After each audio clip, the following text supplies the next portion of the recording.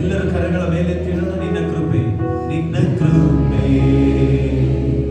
ನನ್ನ ಮೇಲೆ ನಿಲ್ಲಿಸಿದೆ. ಶಬ್ದವಾಗಿ ನಿನ್ನ ಕೃಪೆ ನನ್ನ ಮೇಲೆ ನಿಲ್ಲಿಸಿದೆ. ಎಲ್ಲ ಹೇಳೋಣ. ನಿಯಮದ ಪ್ರಕಾರ ಮರಣದ ಕಲ್ಲುಗಳು ನಮ್ಮ ಮೇಲೆ ಎತ್ತಲ್ಪಟ್ಟಾಗ ನಮಗೋಸ್ಕರ ಮಾತಾಡಿದವರು ಯೇಸು ಮಾತ್ರ. ಶಾಸ್ತ್ರದ ಪ್ರಕಾರ ಮರಣದ ಕಲ್ಲುಗಳು ನಮ್ಮ ಮೇಲೆ ಎತ್ತಲ್ಪಟ್ಟಾಗ ನಮಗೋಸ್ಕರ ಮರಣವನ್ನ ಕಲ್ಲುಗಳನ್ನ ತಡೆದು ನಿಲ್ಲಿಸಿದ ಒಂದು ಸ್ಥಳ ಉಂಟು. ಓ ಹಾಲೆಲೂಯಾ, ನಾನು ಬಲವಾಗಿ ನಂಬ್ತೇನೆ.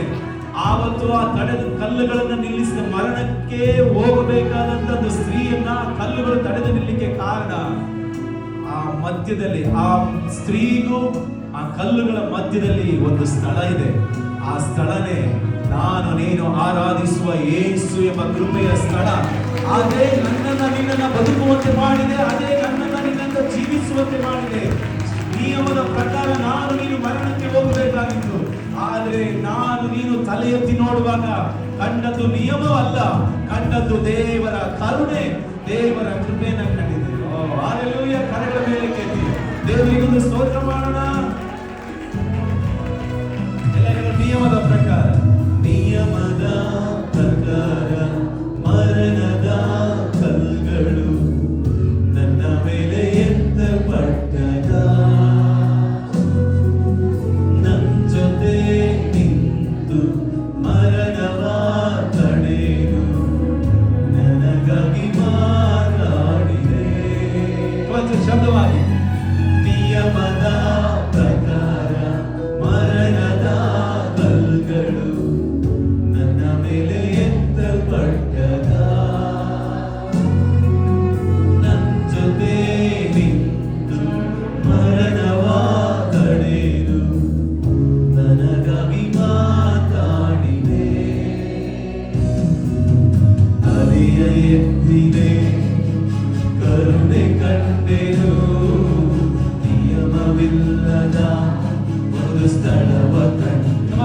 ತಲೆ ಎತ್ತಿದೆ, ತಲೆಯ ಎತ್ತಿದೆ, ಕರುಣೆ ಕಂಡೆನು, ನಿಯಮವಿಲ್ಲದ ಒಂದು ಸ್ಥಳವ ಕಂಡೆನು. ಕರೆಗಳ ಮೇಲೆ ಕೆತ್ತಿ ಇದೆಯಲ್ಲವೇ ನಿನ್ನ ಕೃಪೆಯು, ಇದೆಯಲ್ಲವೇ ನಿನ್ನ ದಯೆಯು.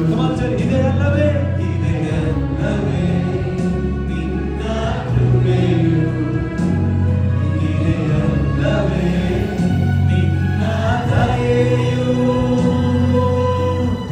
ಯಾವುದನ್ನು ಮರೆ ಮಾಡದೆ ನನ್ನನ್ನು ಪ್ರೀತಿಸಿರುವೆ.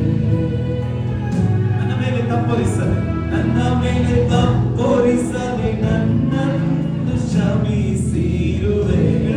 ಯಾವುದನ್ನು ಮರೆ ಮಾಡದೆ, ಯಾವುದನ್ನು ಮರೆ ಮಾಡದೆ ನನ್ನನ್ನು ಪ್ರೀತಿಸಿರುವೆ. ಎಲ್ಲರ ಶಬ್ದವಾಗಿ ನನ್ನ ಮೇಲೆ ತಪ್ಪೊರಿಸದೆ, ನನ್ನ ಮೇಲೆ ತಪ್ಪೊರಿಸದೆ ಕೊನೆಯದಾಗಿ ಎಲ್ಲ ಕರೆಗಳ ಮೇಲೆ ಕೆತ್ತಿ ನಿನ್ನ ಕೃಪೆ, ನಿನ್ನ ಕೃಪೆ ನನ್ನ ಮೇಲೆ ನಿಲ್ಲಿಸಿದೆ. ನಿನ್ನ ಕೃಪೆ ನನ್ನ ಮೇಲೆ ನಿಲ್ಲಿಸಿದೆ. ನಿನ್ನ ಕೃಪೆ ನನ್ನ ಮೇಲೆ